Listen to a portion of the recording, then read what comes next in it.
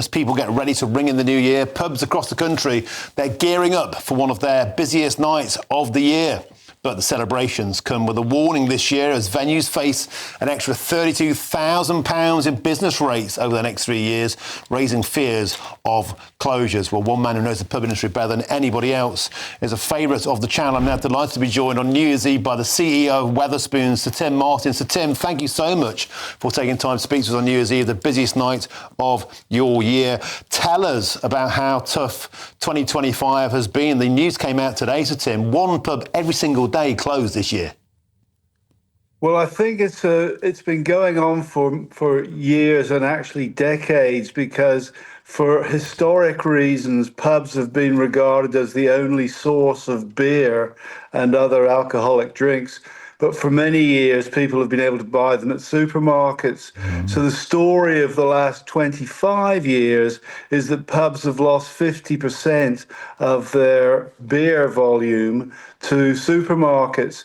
And there's a crazy system whereby pubs pay far higher taxes than supermarkets. So we pay 20% VAT on food, and supermarkets pay nothing on food, and we pay about 25p of business rates per pint, and supermarkets pay around 2p. So as well as having much higher wages. So it's a crazy system which benefits supermarkets at the expense of pubs. Supermarkets do a great job for their customers, and we're not criticising them, but we should be taxed the same. We should have equality with supermarkets. Until we have equality, pubs will continue to reduce their share of the market, unfortunately, and will become like other countries. A lot of other countries, you can go out for a beer at a bar, but it's a small part of the culture. Whereas in the UK, the pub was the melting pot in towns, villages, city centres throughout the land. So we risk losing that, and have lost quite a bit of it already. So, Tim, against that backdrop of long-term erosion of the industry, of course, we've seen an acceleration, certainly since COVID, and definitely in this past 16 or so months since the Labour Party came into power, a lot of landlords telling about the extortionate cost of national insurance for staff, the minimum wage hike. When you've got a lot of staff like yourself, you've got a lot of staff, a big head count, that's a big hike. The workers' rights bills, and even like the banter police, landlords having to monitor what people say on their premises with the ridiculous threat of prosecution if they don't monitor the workplace. So, Tim, have you ever known a more difficult time for publicans than now? Well, I don't like to take one party side or the other. I've been a heavy critic of Conservative governments as well, and their policies towards pubs. They were happy enough for pubs to pay VAT on food, but supermarkets didn't. But yeah, this particular government has certainly not made it easier, and there's been a massive increase in costs. Our costs last April increased by £1.2 million a week as a result of the budget earlier in the year, and this budget is whacked on quite a bit more. So it's very difficult and serious for the pub world. We're keeping our head above water. We're doing okay because we're so extraordinarily talented, Martin, as you'll be aware, and not everyone can match us. But seriously, it's difficult for pubs generally. And so, Tim, just give us a flavour of, and we know that Christmas time is so important to publicans. Give us an idea of just how important New Year's Eve is to landlords across the country. Well, traditionally, it was the number one night of the year. A few decades ago, for reasons I don't understand, Christmas Eve took over, and now it's probably matched by the Mad Friday type celebrations. Easter's very big, but it's a very big night on the calendar, and there'll be particular types of pubs for whom it's critical if they're near, I don't know, Hyde Park, where there are celebrations going on or whatever it might be. So yeah, vitally important night. Hope everyone goes out and has a good few pints. Yeah, well, I'll be doing my bit to make sure pubs stay afloat this year, that's for sure. So, Tim Martin, thank you for joining us today on the very busy night of New Year's Eve. Thanks for all the work you do. You've been superb this year. Keep on going. To Tim Martin, the Wetherspoons legend, thank you very, very much, and thanks for all you do. We're living in a time of what feels like pretty significant social change, and it makes us question things that we've even taken for granted for decades. And one of those at the moment that people are wondering about is actually money. Is the money in your bank account safe? Should you be investing elsewhere? Are we looking at a potential global crash? What will it mean for your savings? Is there a way that you could be using your money that might be outside of government control even? Well, TallyMoney is potentially one solution. So I'm delighted to say that I'm joined today by the CEO and founder of TallyMoney, Cameron Parry. What is TallyMoney?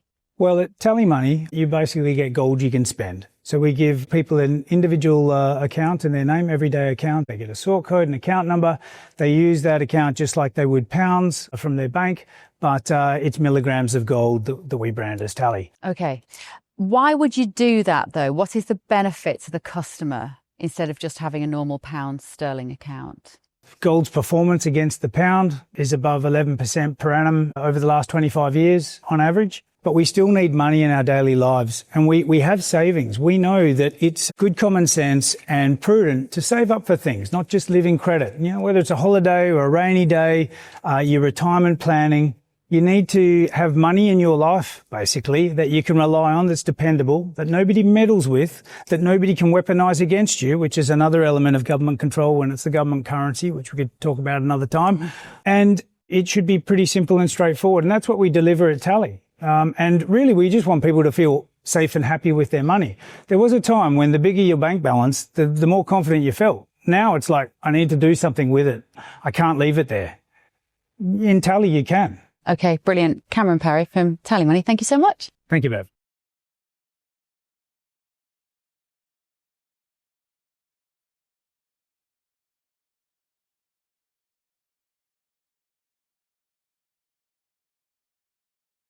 You've banned Labour Party MPs from your boozer, Adam. I mean, a lot of people might not blame you for doing that. Tell us why. Well, I've got the sticker in the window. I've joined, I think, about 1,000 other publicans up and down the country, barring Labour MPs. It's a protest movement. They are killing our trade. The Conservatives weren't very kind to us, but Labour seem intent on finishing off. The national insurance contributions hike was a disaster for us, the first budget. And now we're seeing business rates. Mine are jumping by about 50% next year. It's the lies. They stand up in Parliament and say that they want to help hospitality, but we've seen hundreds of thousands of jobs lost from this trade, from this industry. And 2026 is going to be a very challenging year. I've had a great Christmas. I couldn't be happier. My customers have seen a beautiful Christmas in this pub. The tills have been ringing, but January and February are going to be very tough. And I just urge your viewers, please go and support your local pub. You know, we're not some sort of millionaires. We're not these big entrepreneurs that are throwing our money around with Rolls Royces. We're local businessmen, and our pubs are the heart of the local community. Adam, you and I have been speaking about the position of pubs really since lockdown, since 2020, and we thought year after year it couldn't get any worse, but it seems to just be horrible year after horrible year. And I was astonished to find out, maybe this doesn't astonish you, one pub closed every single day in 2025. 366 pubs were either demolished or converted in the year. And Adam, when you talk to buddies of yours in the trade, do you think next year might see an improvement, or are we bracing ourselves for more of the same? Unfortunately, I know a few that are giving up January, February. You know, they're seeing in the new year and they've had enough. Publicans that have been doing this decades and are far better publicans than me, Martin. You know, these are the cream of the crop and they've had enough. It's just not worth doing it anymore. And they firmly put that at the door of Rachel Reeves. Her 2 budgets have absolutely killed us. She's added about 35 to 40,000 in extra costs to my pub. It's a small backstreet pub. You've been here. You know, it's not some big high road establishment. This is a small backstreet pub. How can people survive? I'm on WhatsApp groups of restaurateurs, publicans, cafe owners, and they are just pulling their hair out. And it is all down to this government the last 18 months. As I say, The Conservatives were bad, but this lot are, it looks intentional. It looks like they're trying to destroy the pub trade.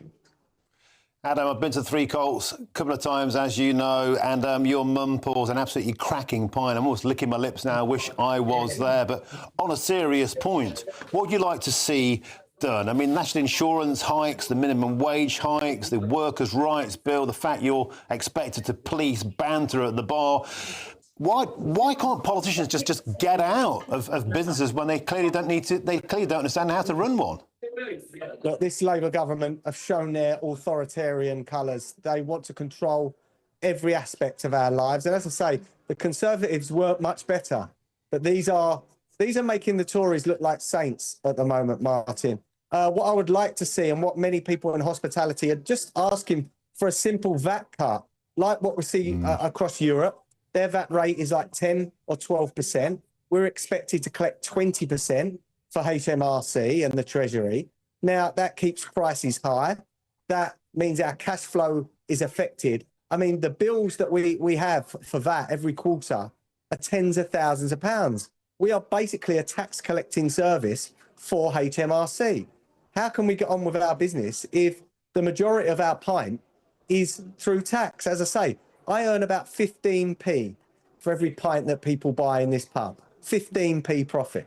Now, look, I lay the door, the freeholder of my pub, my rent is high, and a lot of the breweries are charging high rents. That hurts, but we're not helped by government. When you think of how much tax we collect, why are we being prosecuted so much by a government? Because you cannot collect taxes from a closed business, especially a closed pub. Rachel Reeves needs to know that. Give us a VAT cut and watch us.